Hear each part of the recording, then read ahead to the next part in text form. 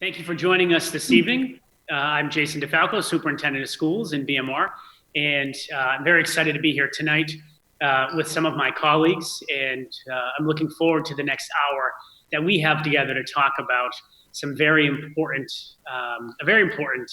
issue to all of us. But before we delve into that, I'd like to take a moment and just introduce our guests, so we all know who is joining us, although I'm sure most of you tuning in are familiar with all the faces here on our Zoom chat. We have Matthew Aaronworth, our Assistant Superintendent, Ms. Jill Pilagalrani, our Director of Learner Support Services, get that out. We have Ms. Christina Schaefer, the Principal of Millville Elementary School, and of course, Dr. Jenny Remka, the Principal of the JFK AFM Complex. So good evening to all of you, and thanks for being here tonight for a very special conversation with our community about the regional agreement and what it potentially can mean for our students at the elementary level. And so before I actually turn our conversation over to our guests, I do want to just share a few words with our friends and family that are tuning in at home, a little bit about tonight's conversation. I think it's important to note that we are having this discussion this evening because we all believe and feel strongly and deeply about equity for our children.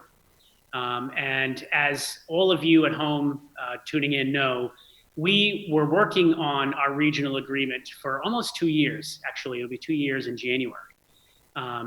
Before it passed at special town meetings in Millville and in Blackstone, which we're very happy about, because we knew that we needed a governing document that would not only outline the statutes and the legal provisions that were necessary in order to govern the school system, but we also needed a process that would allow us to ensure that over the years we would have an opportunity to not only revisit the regional agreement, but also to revisit, very importantly, revisiting our grade configuration and looking to ensure that we are able to provide equitable opportunities in terms of class size, in terms of enrichment programs, and a lot of opportunities for collaboration and relationship building across students and teachers from both towns, from both schools.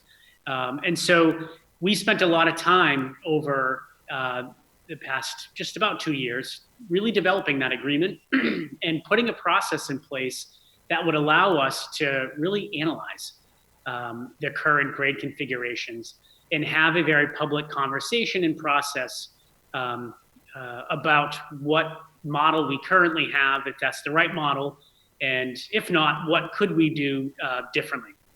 And so we're here to talk about that tonight. We're here to talk about very specifically the survey results that just came in yesterday afternoon from our pre-K through 4th grade families. As many of you know, probably participated in the survey, I hope, which had about 190 families take the survey. There was an opportunity to really share some insight in thinking with myself and my colleagues here this evening around this provision in the regional agreement, specifically the idea around kind of reconfiguring the elementary grades and what that could look like. We had some very specific questions around what are some concerns and worries, what are some excitement points, and you know, what are considerations that we need to be thinking about in terms of how we support our families through a perspective change. I want to be really clear. Tonight, we're not sharing a model. We don't have that yet. We really want to just share feedback with the community and answer some questions after we address what we saw kind of emerge in the survey as some patterns and trends or themes that are on the minds of our families. And we think it's very important and wanted to address those with folks tonight. So we will be doing that and then opening it up for questions once we have an opportunity to kind of talk through some of those patterns and trends that we saw I do want to share also right up front, I know there's a lot going on right now across our community, like many other communities. And I know there are some issues that are bubbling that are unique to our community. And what I want to be, really open to is really helping our community, our parents understand that we are here to listen to those concerns, to address those concerns. And we would ask you to reach out to us directly if you have concerns or questions that are separate and apart from our topic tonight, which is around that regional agreement and around that potential reorganization of our elementary schools. I would also encourage families that if you have follow-up questions from our conversation tonight, don't hesitate to reach out to any one of us. We are here to listen and connect with you around your concerns, at any time, whether they're related to this particular topic or not. But I do ask that the questions tonight be specific to the regional agreement and the potential of reconfiguring the grades, because we only have an hour. We only have a certain amount of time. So I want to make sure that we use it and on the topic that we've set this up for. So with all of that, I'm actually going to turn it over to Christina and Jenny, who are going to talk to us a bit about some of the patterns and trends that they noticed when they had reviewed the survey results yesterday afternoon. So with that, take it away. Good evening, everyone. So we just want to start. One of the things that did come up in the survey were the mixing of students. So I think the first thing to keep in mind is that nothing is going to happen this school year. So we wouldn't be, I know what couple concerns were mixing with COVID and all of that. So nothing would definitely happen until at least next school year. So nobody's going to move this year. And I think the important thing to know is that in preschool, our youngest kiddos, our 3 and 4-year-old students, they're already mixed Blackstone and Millville students. So they are starting, they mix up in Blackstone and Millville students together. You don't know who belongs to what town. And then we separate them in kindergarten through 5th grade and then bring them back in 6th. And this year, unfortunately with COVID, but fortunately, we do have our kiddos mixed together. So I in Millville have a couple of students that are residents of Blackstone, in addition to all of kindergarten. So all of kindergarten is at Millville this year. So we do have Blackstone and Millville students together already. And I know Dr. Remke has some students at her school from Millville.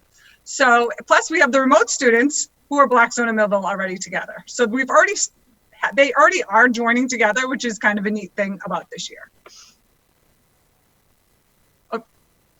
If I can just kind of piggyback on what you said, when I go into visit classrooms, which I do often, and I don't see Blackstone kids or I don't see Millville kids, on the remote part of it, and I see kids. So they get along really well, and we already blend in together. So that's kind of nice. For grade 1 to 5, we have both Blackstone and Millville kids on the remote learning. So I think the next one we want to talk about a little bit about, there was some question about class size. If, we're going to have a large class size at Millville or Blackstone. So we kind of want to give you that numbers. Christina and I actually work over the weekend and look at all the kids in Blackstone from K to 5, pre-K to 5. And the class size, I can tell you, I would start with 1st grade because they are our current, next year 1st grade, current kindergarten kids. Next year class size for grade 1 is between 22 to 23 students in the classroom for both Millville and Blackstone. And then grade 2 would be 21 to 22. Grade 3 is 23 to 24. Grade 4 is about 21 to 22, and grade 5 will be 21 to 22. Christina, do you want to talk about preschool and kindergarten? Sure. So preschool actually varies each year due to enrollment, but this year we have a lower number because of COVID, but we have typically on average about 50 to 60 kids in the preschool program. So when we have multiple sessions.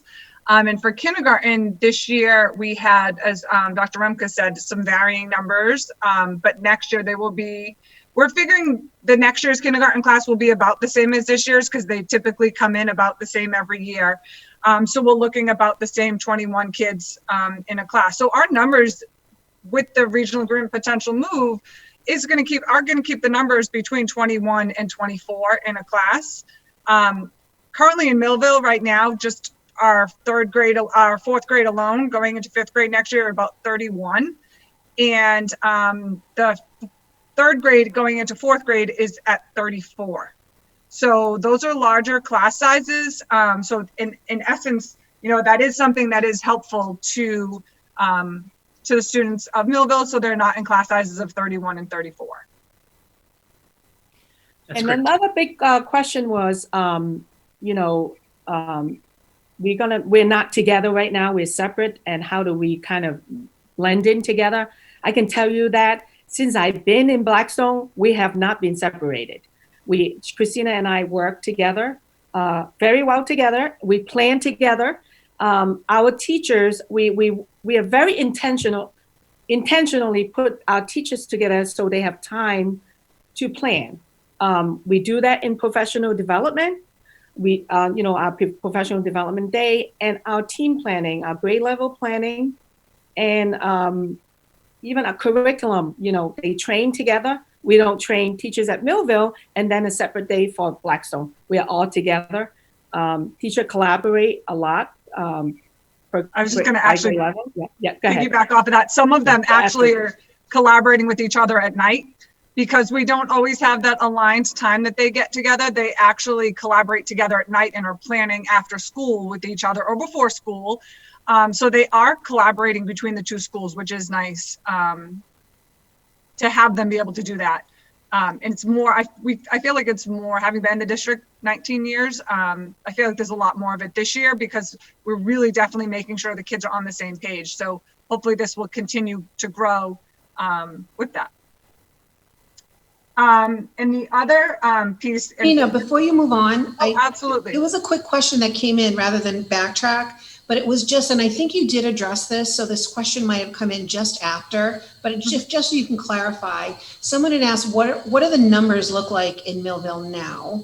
And I guess you can compare them to what they would look like next year. Mm-hmm. So currently, so it's harder this year because I'm just going by grade numbers, including remote and in person. So current grade 4, which will be next year, grade 5 is 31. Current 3 going to 4, we have 30 in the building. Plus we have several remotes. We're about 4 remote. Actually 2 of them are at the complex now, and then 2 more remote. So we have 34. We have in second grade, we have 26, 27, including remote. And first grade, we have about 19 or 20 between in-person and remote. So obviously the upper grades are definitely much larger numbers. And as in comparison to, as we had said just a few minutes ago, about 21 to 24-ish class size if we were to regionalize.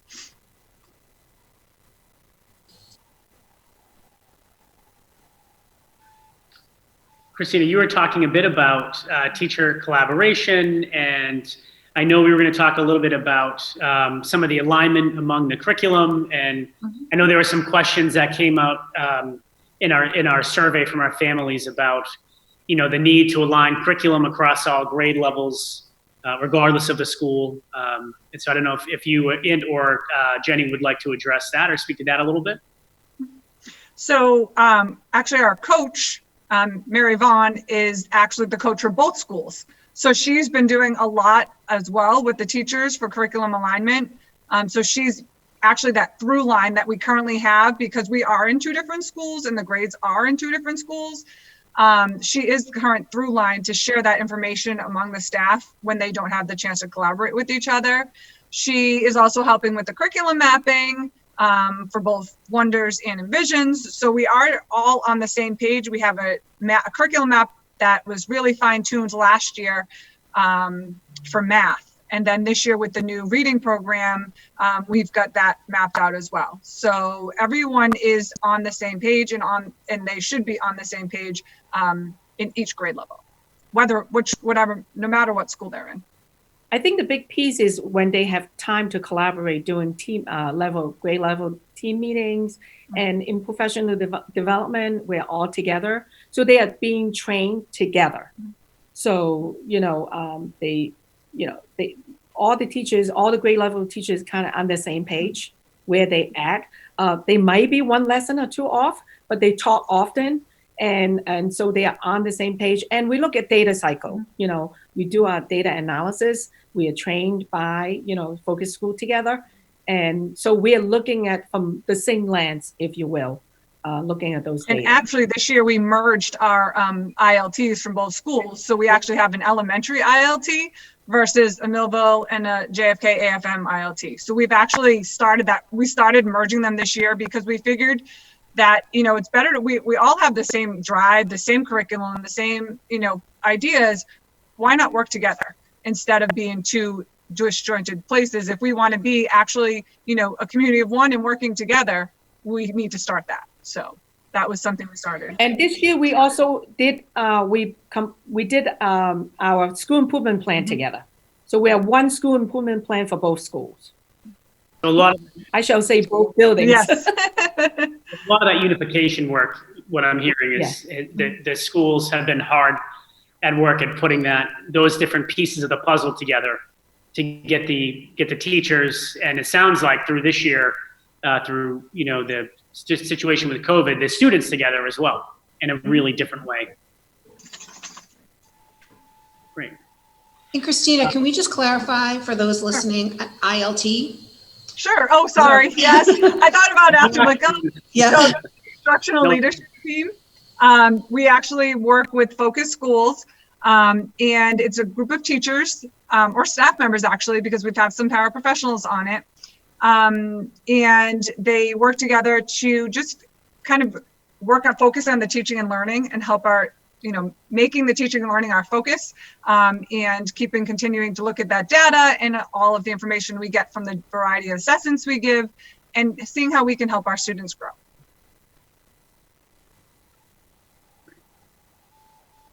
Anything else that you wanted to share on the professional development or teaching and learning? Any of those other collaboration, class size? I know we covered a lot. Those were a lot of again, those that are tuning in at home, a lot of the themes that emerged in our survey data. Anything I think else we've got a lot of the big topics that came out in the questions in the survey. So. A couple of the other themes. Yeah, shifting gears to you, Mr. Aaronworth. He's going to talk a little bit about a couple additional operational items that came up. Sure. So a couple of those big themes that came up from an operational standpoint were what will the start times of the schools be if we are reorganizing, and what will the transportation look like?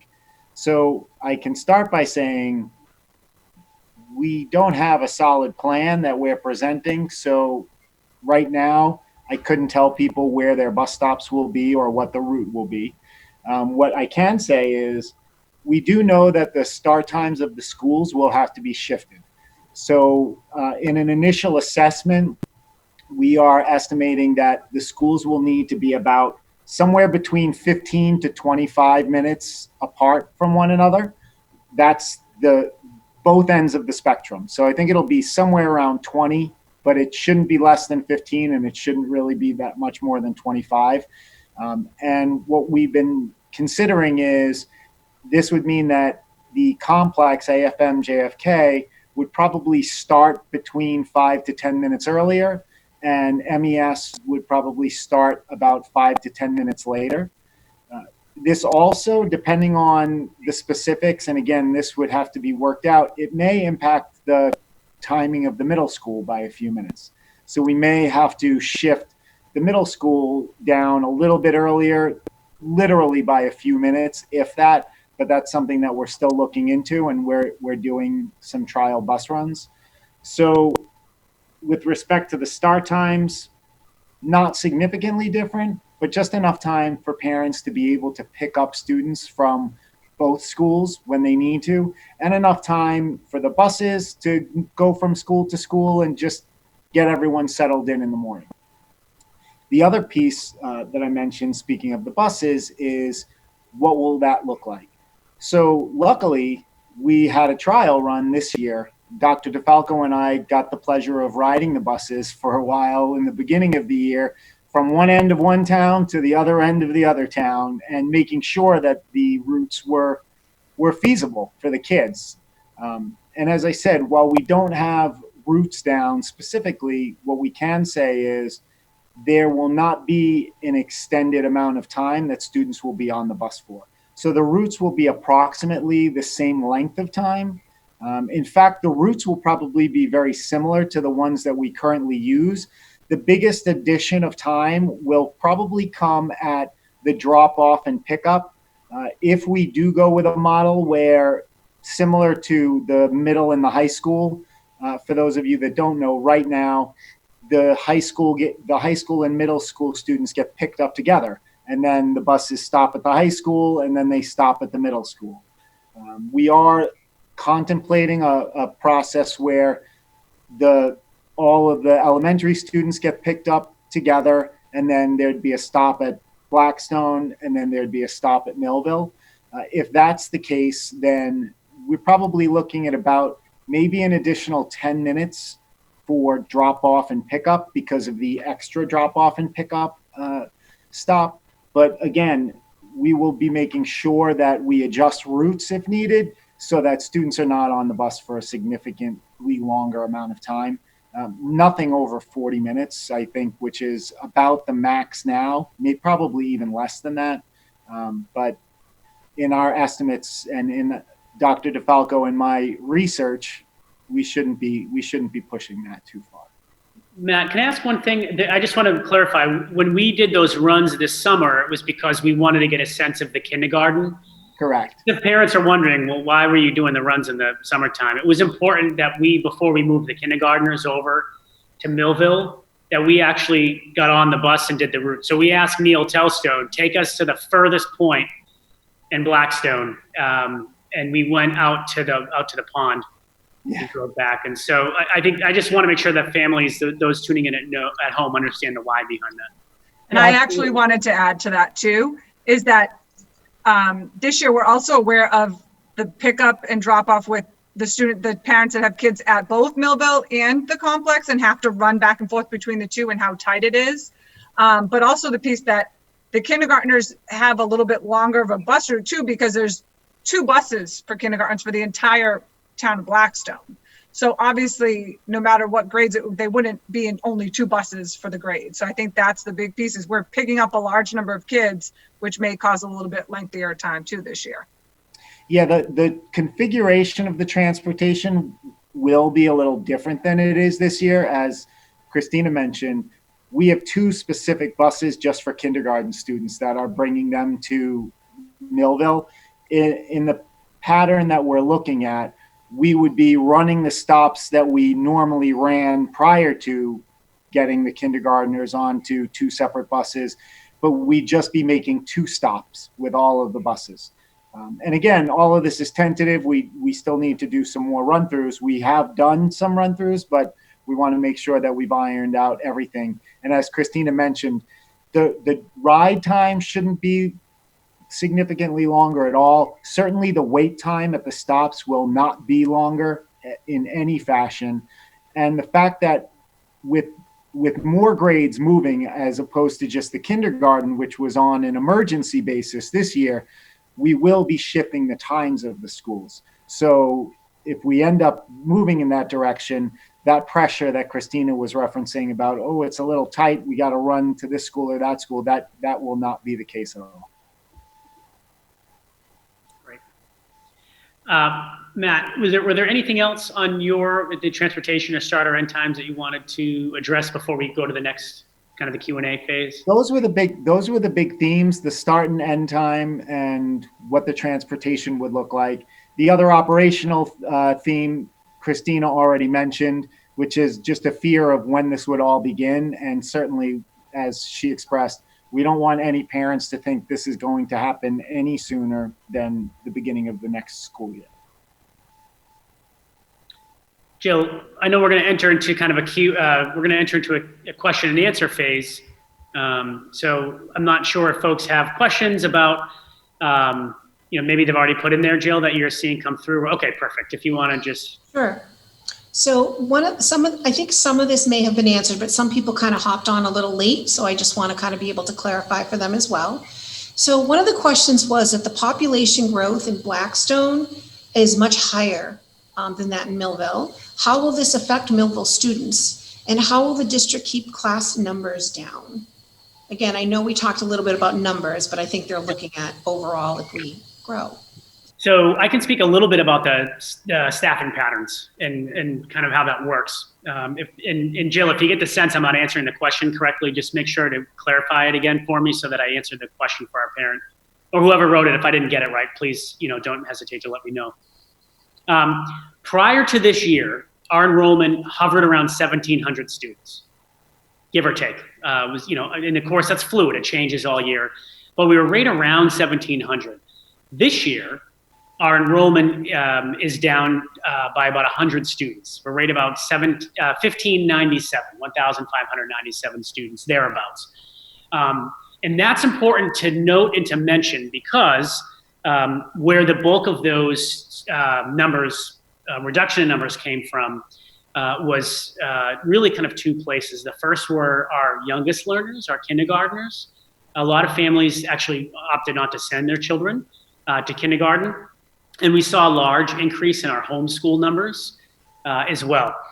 We also had a few private school students, families share that because of COVID and because of the learning plans at some of the private schools being different, that families were going to opt that for a year, and hopefully things will be back to normal next year and be able to return then. So we saw a reduction in students by about 100. And very well expect those students to return, frankly, next year. So our expectations around enrollment actually would be about the same as where they were last year before we entered into this pandemic.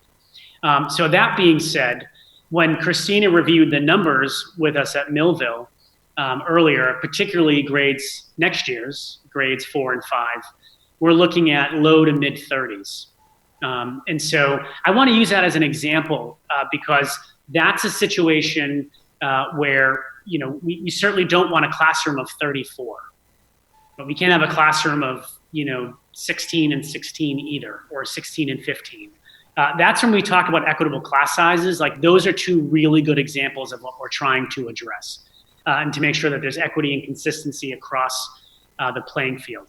And so with the grade levels together, in whatever configuration, but with the grade levels together, we would be able to actually balance and monitor those class sizes far better than we're able to do now. And when I was at the Blackstone town meeting and I was listening to some of the questions that were being asked, one of the things that really resonated with me that I want to share, my first summer here when we were trying to balance out the class sizes, I remember having this conversation with Christina saying, we've got, 33 and 32 with these, like, what are we going to do? And we just kind of both went like this, I said, well, let's just combine the class with, the second grade at the complex. And we couldn't, we couldn't do that. We didn't have the ability to do that. And so what we're trying to do is bring that equitable educational opportunities to all kids. So we'll continue to monitor those class sizes and staff it accordingly. Yeah, and I just wanted to add real quick, sorry. We also ended up with mixed grade classrooms as well to try to balance those class sizes out. And just from the survey data from the parents, they didn't find it as favorable, at that time for the students. So I was going to just add, I know the question was very specific about the growth in Blackstone and the impact on, I think it asked about the Millville students. If any type of reconfiguration that we do where we enable the spread of students across both towns to be together and utilize the various teachers, it provides us with more flexibility in either direction. So if there's a growth or a decrease in population in Blackstone, or a growth or a decrease in population in Millville, the flexibility of being able to move those students around and pool the resources between the buildings and make sure that we're effectively using the teachers that we have, that's going to be a huge positive impact regardless of what's happening with the populations. I actually just want to add one piece off of that, is that right now in Millville, we have one class at each grade level. So if there are conflicts between student personalities, you can't split them up. So with one class, if student A and student B have a conflict in personality, you can't put them in two separate classes. You have one class to choose from.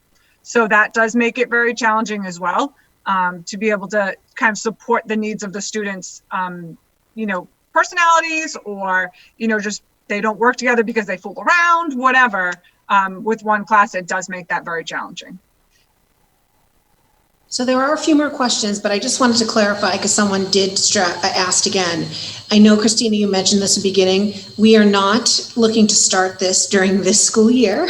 This is something that, when everything is put together and proposed, it wouldn't potentially start until next school year. Just wanted to clarify that again. So we talked a little bit about the different schools, and someone had mentioned or asked, given that proficiency levels for the school systems are different currently based on mass test scores, how do you plan on ensuring that a merged school system will not result in lowering scores, but rather maintaining high scores? Yeah, so I'll speak to that on the district side and let the principals address that at the building level. From the district perspective, we are one regionalized school system. We are Blackstone Millville Regional School System, right? So regardless of the school you attend, the school system's accountability structure for the Department of Education, right? It used to be the old leveling structure. All of these, Millville Elementary, the complex, middle and high school, all of that data comes together to comprise our accountability. So there's actually no change from that perspective. That's a super question. I'm really glad that somebody asked that. And Jenny and Christina, and they'll get into the details, but are doing a significant amount of work already aligning the curriculum and the instructional practices and the data cycles and all that good work. But I'll let you talk about that.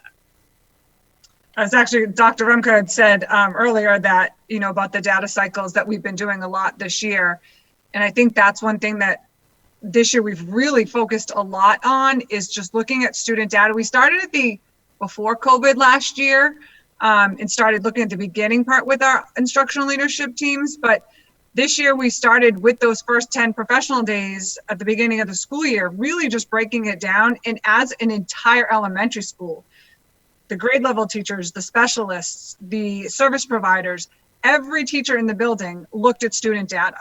And we started with a variety of different data, so it wasn't personal.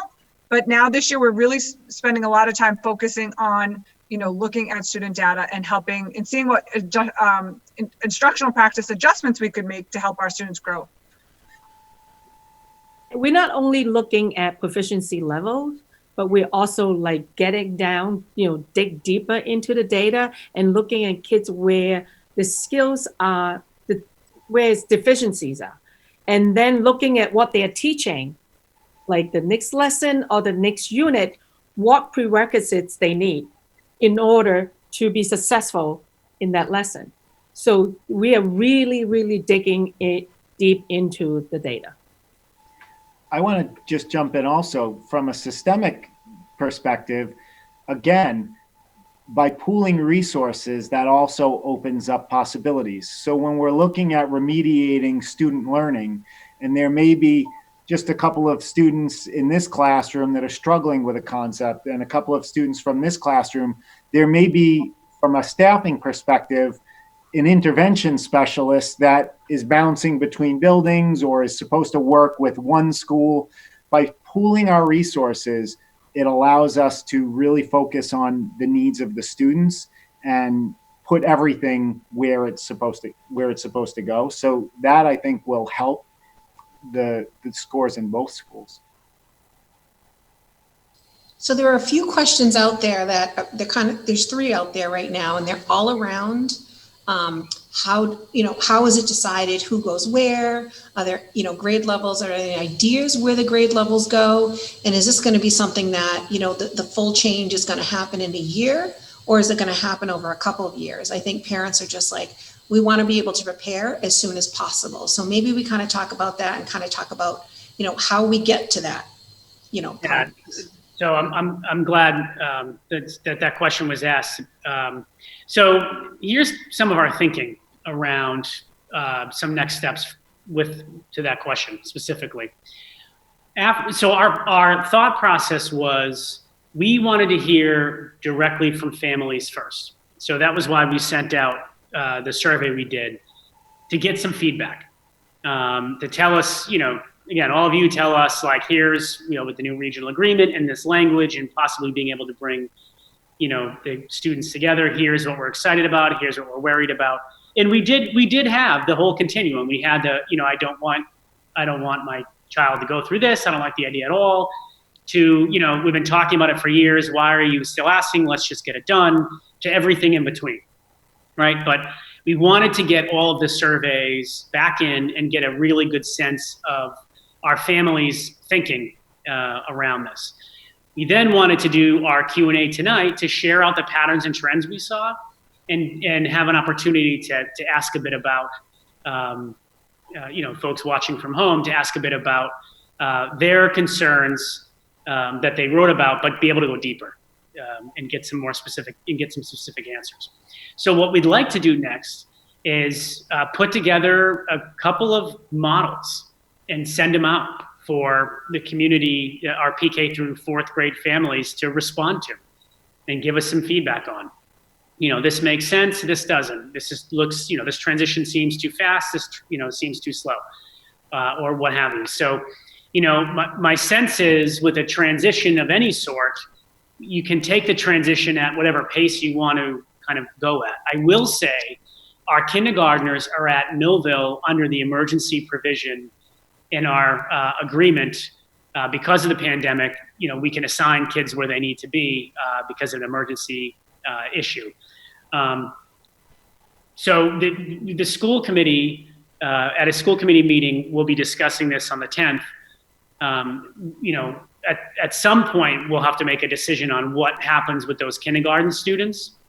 And so in the models that, we'll put together over the next few days after giving everybody's feedback tonight, we'll have some different configurations out there for people to look at. So, I mean, we don't have a definitive plan yet, but we will, and we will be sending it out in the next few days to families to look at and give us feedback on. And a follow-up to that question was just, how about an actual in-person forum? Yeah. So my only concern with that is just making sure that we stick to whatever the boards of health recommend for social distancing and all the guidelines that we need to with that. So I'm not, I'm certainly not turned off to the idea. We would have to make sure that we partnered with the boards of health to do it correctly. And I don't know now with the governor's restrictions what that might look like. If it needs to be any different, I'm not sure. But I'm not close to the idea. I think the more we communicate it, the better. I don't see any new questions, so I'm just going to ask folks that are listening if there's any question that either we asked if it wasn't fully responded to, or there's any other questions that you may have. Now would be a great time to ask. I think we went through all of the ones that were out there. Well, we did get a few more in. It says, does either school have enough room to house all kindergarten appropriately? For instance, a bathroom in the classroom, accommodations that are already in place in each town. So Christine, I don't know if you want to talk a little bit about that, or. So I don't understand the accommodations piece, but I can answer. So for right now, the kindergarten students are at Millville and they do not have bathrooms in the classroom. But the bathroom is a short hop, skip, and jump right from their classrooms. So they are doing very well this year. Obviously, we do need some paraprofessional support to help monitor and make sure at the beginning of the year that They really knew how to get to the bathroom. They knew how to get back from the bathroom. They knew kind of what their expectations were.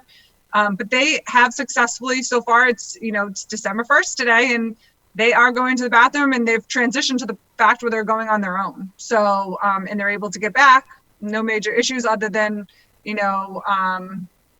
sometimes they get a little bit lost or need help with their pants. But other than that, we, haven't had anything major pop up.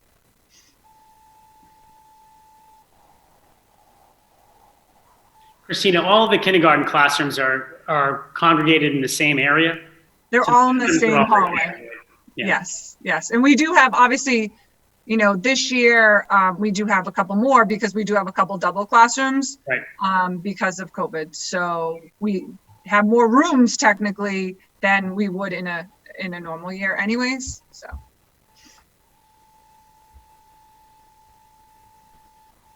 I don't see any new questions at this point, but we'll give people a few minutes to log those questions in.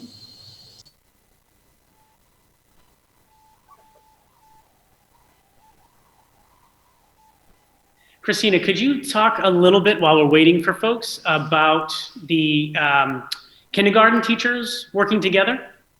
Because I think that's kind of an interesting example of, I know one of yours is out on maternity leave, I believe, but, which is wonderful for her. But, can you talk a little bit about how it was to bring the two teams together? Yes, absolutely. Actually, I would have to say, I haven't heard anything poorly from Katie. She's loving having other people with her because she's been by herself. Mrs. Rosenbaum was the only kindergarten teacher. So luckily the kindergarten team that used to be housed at the complex last year were great, and they invited her to their meetings, but it is a lot harder when you're in two different schools. So this year every morning they meet together. They all kind of chime in together. Even, when Katie was doing the remote piece, they still joined in and they all planned together. They went over the curriculum. They have their professional learning community, their PLC. I almost just used another acronym without explaining it. So their professional learning community, it's nice having the entire grade together. They're able to bounce ideas off each other. We're able to, when our coach is available, she's able to just tag team one entire grade together. So it's really been a nice transition to have the team. They actually look like they've been together for a really long time. I know 4 of them have, but they picked up Katie and it's going like nobody's business. So they're doing a nice job together. Great. Thanks for sharing that. So Jason, we did have a question. I think it kind of connects to what you started to talk about. There were 3 questions that came about the configuration and classes, and you talked a little bit about that. And I guess one of the questions is, it says that it appears as if there's been a lot of talk about what's been going on, like what we're going to be planning to do. How can we have no idea about the configuration you might have in school? So if you want to just kind of clarify that again about, do you know what I mean? Yeah, I guess what I'm wondering if the question is, this has been going on for so long, how is it possible to have no ideas? Am I paraphrasing it? Yeah, correctly? and it also says, it sounds like, I guess based on this presentation, it sounds like that this has been talked about a lot. How could we have no idea what a configuration might look like? Yeah, I'm happy to answer that question. So let me start with, we have nothing to hide. Let's start with that. I want to be really clear and open about that. One idea isn't all ideas. And so I think it's important to note that, sure, we've definitely had, as a leadership team, some different ideas and have kind of shared them back and forth. What specifically this will look like, we don't have an exact answer to, and I know people, that's what they really want. I don't have that to share tonight. But again, after this evening's presentation, after all the questions, we plan on sitting down and putting together a couple of different ideas to share with the community that will give them a chance to directly respond to that. But sure, I think, at this point, my hope is, or my sense is, that folks know in our community that we're planners. We definitely, we think things through, we think them out. We look at issues and challenges from all angles. And this reconfiguration or potential reconfiguration is not a one size fits all. So hence that, we want to look at what's the right configuration, what's the right amount of time to transition, what makes the most sense for our community. And so once we have all those pieces put together, we'll be able to share a plan with families. My sense is in the next couple of days. I hope by the end of the week. Another question came through. We talked a little bit about the process, but does this need to be approved by December 31st for this to go into effect for the 21-22 school year? Yeah. So whatever the changes are would need to be voted and approved by that. That is in the regional agreement.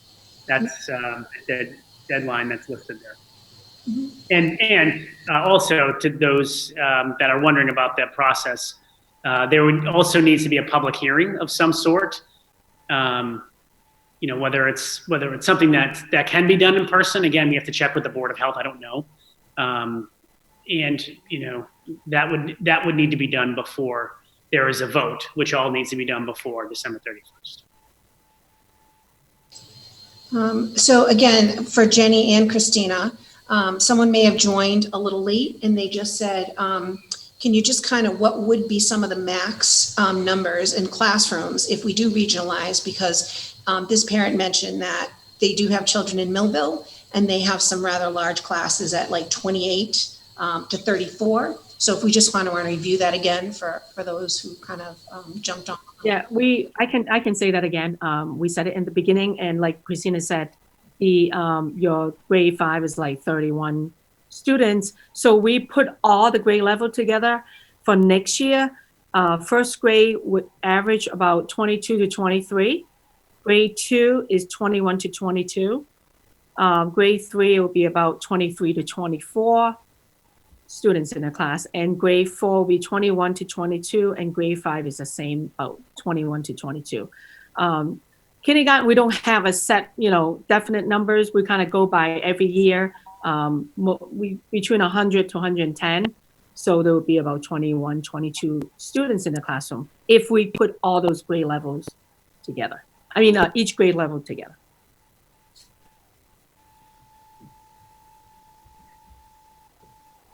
Other questions? Jill, what else is popping up? Nothing yet. I'll give people a minute. Sure.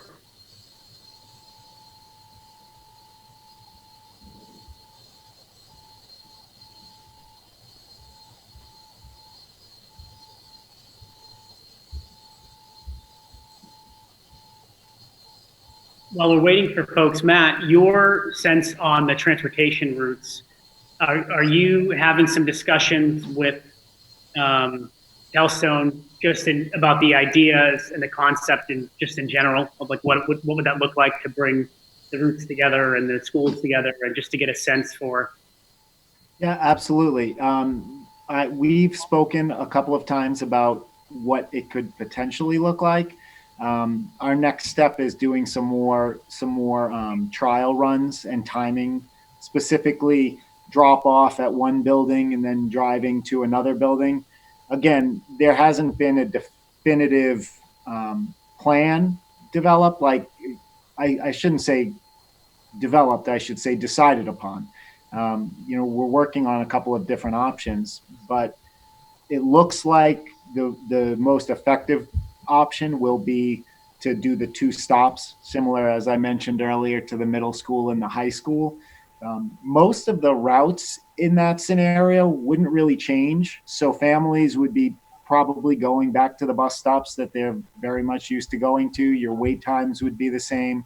And if anything, the only difference in time would be the extra drop off in the morning and the extra drop off, extra pickup in the afternoon, but it wouldn't be significant.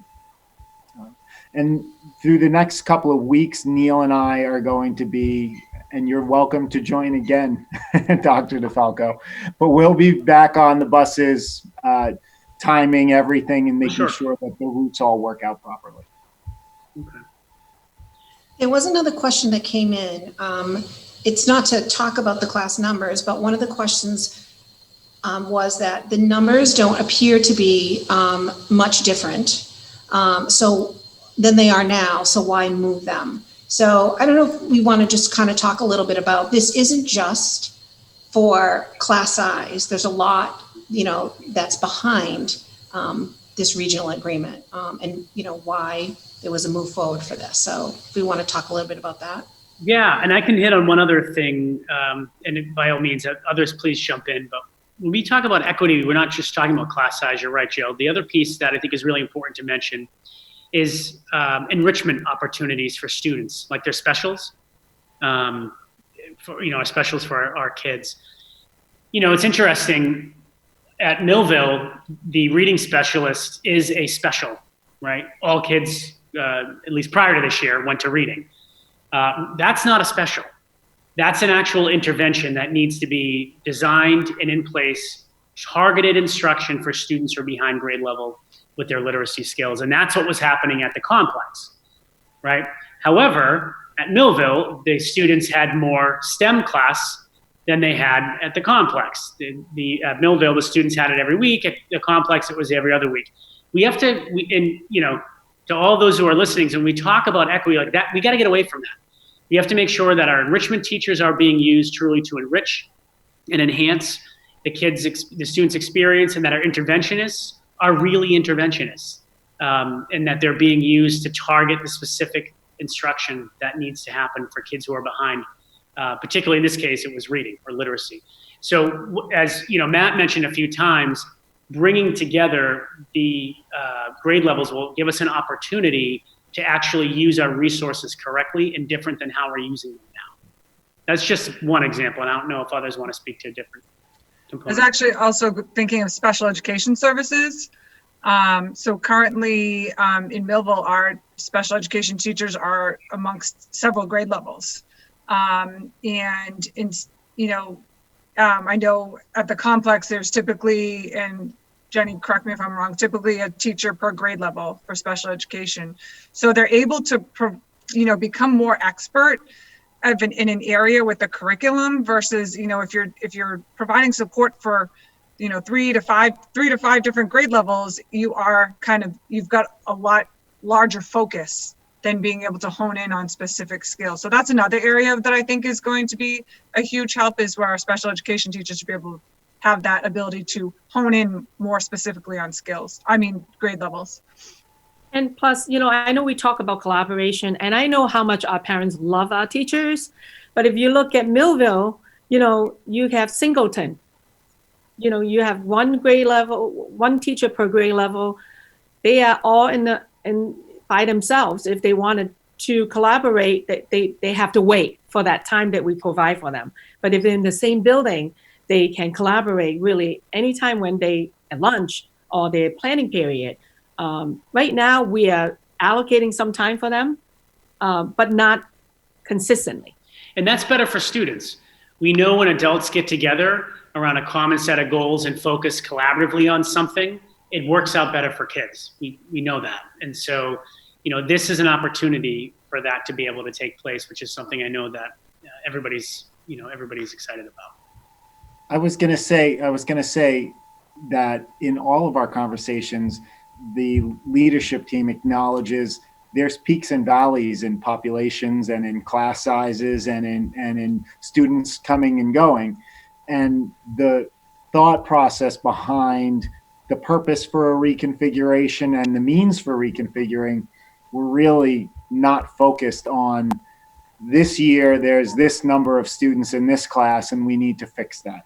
It's focused on what's equitable for the students with the perspective of their education, what's best for the district with respect to utilizing its resources properly, and doing what's best for the teachers so that they can work together, collaborate, and have all of their professional development together regularly.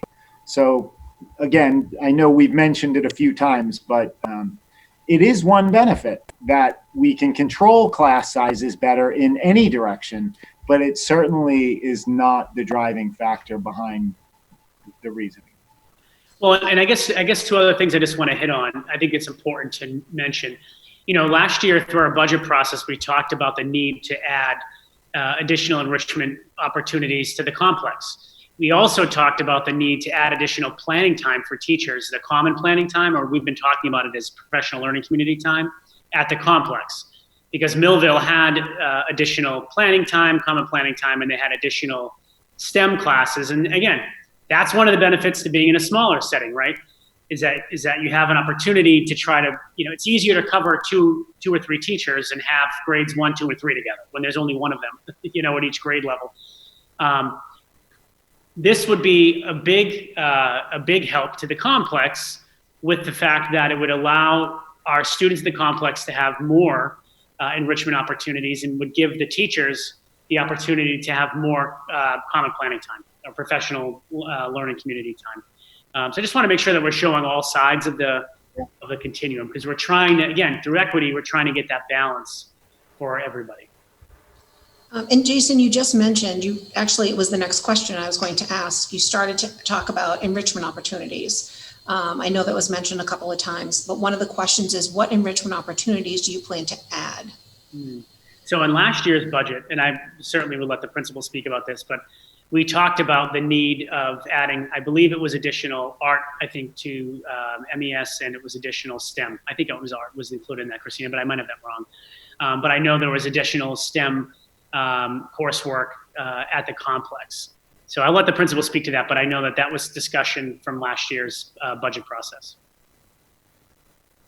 So in our preliminary work this past weekend, we added a special STEM specialist to also make it so that students can also have the STEM piece versus just the technology. So doing more science for the kids, so that they not only are getting it the 4 times a week or whatever that they're having it now, they'll also get that chance to explore more and build that science stronger.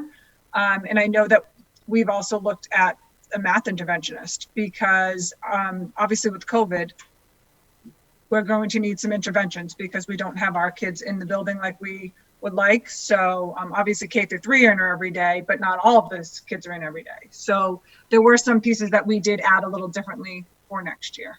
Jenny, do you want to? No, you covered it.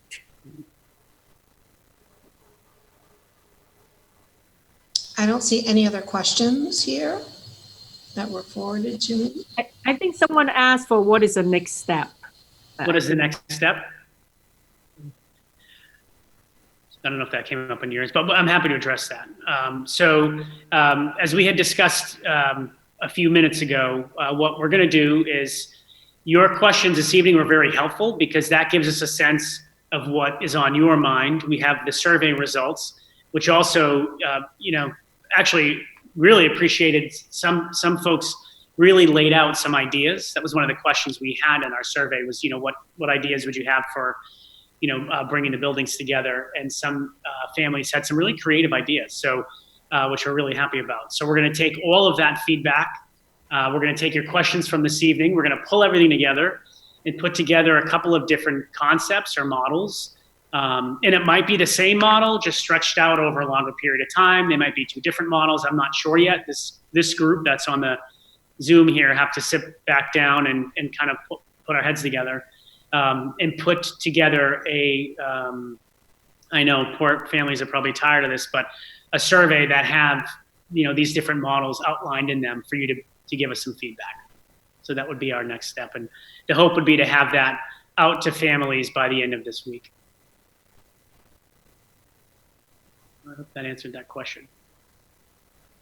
There will be another Q&A at some point. I don't know if we'll do a Facebook Live or if we can do one in person. I'm not sure yet. Again, I've got to check with the Board of Health on it, but so we can have a follow-up conversation on the feedback we got on the models and the direction we'd like to move in from there.